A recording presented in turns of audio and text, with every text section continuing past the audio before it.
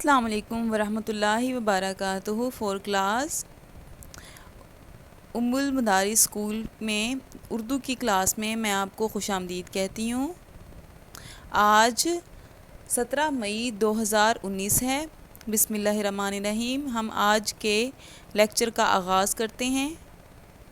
آج ہم نے ورک شیٹ کا پیج نمبر 4 کرنا ہے، صفحہ نمبر 4 ہم کریں گے۔ اس میں کیا کرنا ہے، ہم نے اعراب سازی سیکھنی ہے۔ سب سے پہلے ہم اعراب سازی سیکھیں گے، اس کے بعد ہم املا کے بھی کچھ الفاظ لکھیں گے۔ بچوں، آپ نے یہاں پر دن اور تاریخ ضرور مینشن کرنی ہے۔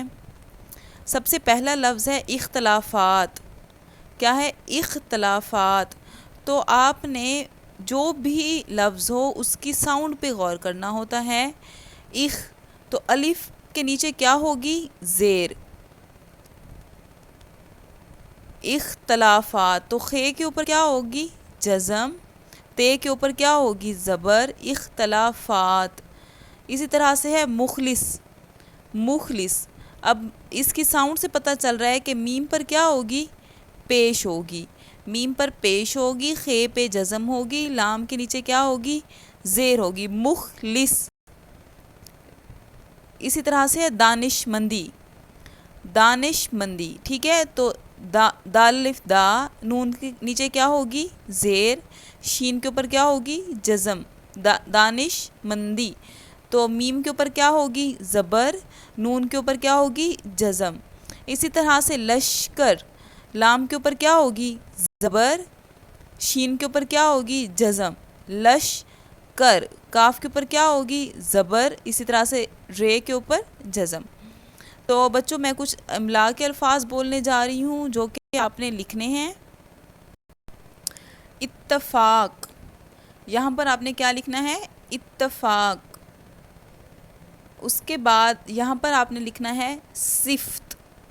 کیا لکھنا ہے؟ صفت۔ یہاں پر آپ لکھیں گے اطاعت۔ اطاعت۔ اور یہاں آپ لکھیں گے کثیر۔ کیا لکھیں گے؟ کثیر۔ یہ تمام الفاظ آپ نے یہاں پر لکھنے ہیں، یہ املا کے الفاظ ہیں۔ اب ہم کرتے ہیں املا کے جملے۔ جملے ہم نے 3 کرنے ہیں: مخلص، دانش مندی اور لشکر۔ تو مخلص کا کیا جملہ ہے؟ حضرت ابوبکر صدیق رضی اللہ تعالیٰ عنہ حضرت محمد صلی اللہ علیہ وآلہ وسلم کے بااعتماد اور مخلص دوست تھے۔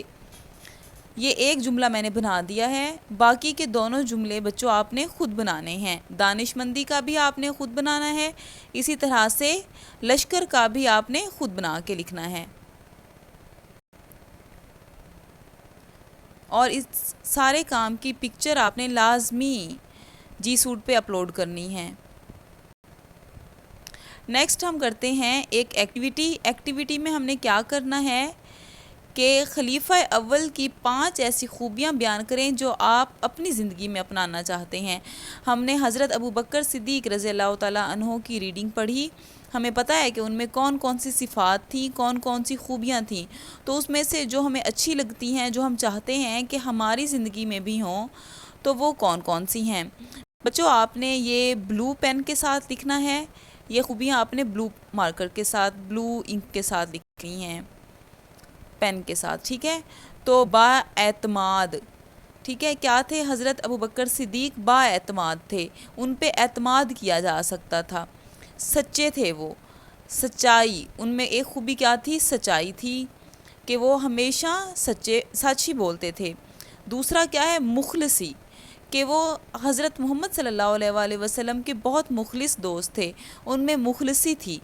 اور وہ کیا تھے؟ بہت نیک تھے، کیونکہ وہ نیکی میں ہمیشہ آگے رہتے تھے۔